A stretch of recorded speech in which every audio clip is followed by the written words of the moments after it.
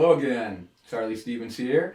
Today we're going to be learning the names of our strings. This is a very important thing to know. We need to know what these strings are. Basically what they're tuned to. So the names of them, they're named after the notes that they're tuned to. So in music we have letter names that we assign to different musical frequencies or pitches. And we'll learn about that in a different lesson. For now we're just going to learn the names of the strings, which letter names we use. So there are different ways to tune the guitar actually, and we will talk about that as well, but for right now we're going to talk about standard tuning, okay? That's the basic way that everybody tunes these days, with exceptions, as I said, of different tuning systems. But for the most part, standard tuning, that's regular guitar playing basically, okay?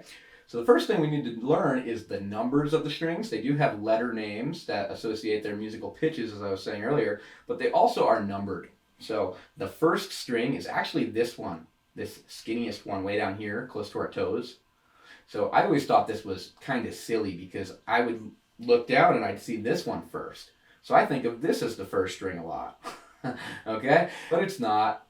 If you're ever reading tab or something or you know, any guitar resource and they say the first string, they're not talking about this one, they're talking about this one. So it's really good that we just kind of, you know, understand that. So we have the first string and then they're sequential from there. First string, second string, third string, fourth string, fifth string, and the sixth string. Okay? 6 strings on a normal guitar. Sometimes they have even more though. Okay, so the 3 over here, we call those the treble strings because they sound higher in pitch. Kind of like in your car radio, right? You might have a treble knob that will adjust the higher frequencies, and then you might have a bass knob that will do lower frequencies. And that's what we call these 3 strings. These are the bass strings, okay? Bass and treble. So people always ask me why they labeled it 1 through 6 going in, you know, as we were saying, sort of like what seems like the opposite direction. And I think it was historical. So the guitar has developed over, you know, hundreds of years with lots of cousin instruments and things like that, like the viol and the vihuela that it evolved with. And the most recent predecessor to our modern guitar was a 5-course guitar, and the extra 6 string was added this way. So if you want to think about it like that, you know, it's historical. We had strings over here first, and we sort of added them going this way. But it doesn't really matter why, just matters that we know in case somebody says 6 string, you know that they're talking about this one here. Okay, now we'll learn the names of them, the letter names that are associated with the pitches that we tune them to. So the first string is E. E as in easy.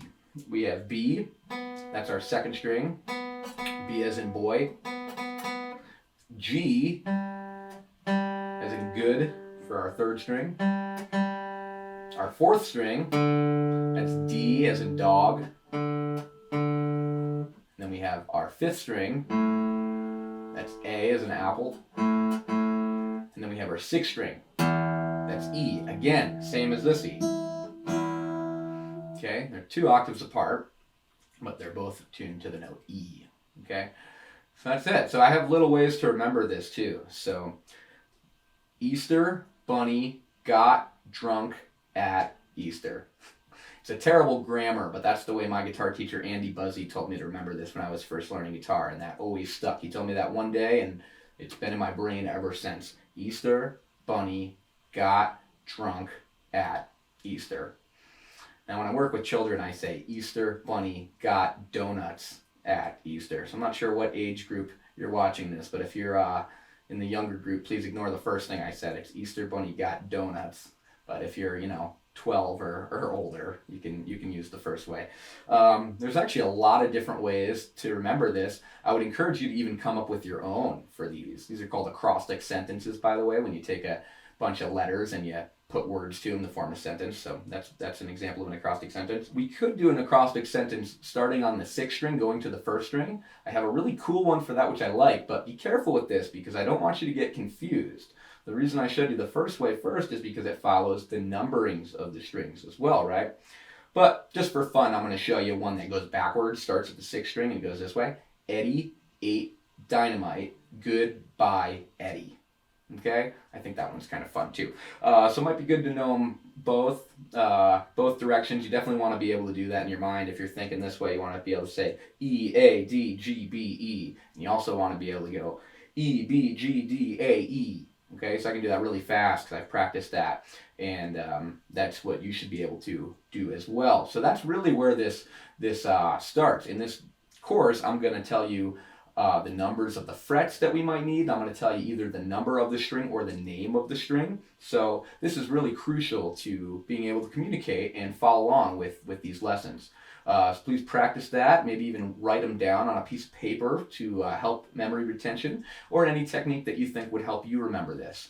But at the end of the day, you just got to know first, second, third, fourth, fifth, and sixth strings equal E, B, G, D, A, and E again. And remember, that's standard tuning. We can also dig into what the fancy classical word is scordatura, which basically means we'll change the tuning and we'll have different notes on those strings. But that's a whole can of worms that we're not ready to open up yet if we're just learning our regular names of strings in standard tuning. Okay, so stick with that for a little while. Hopefully you'll have them memorized in maybe under a week or so. If you practice hard, maybe it take a little longer.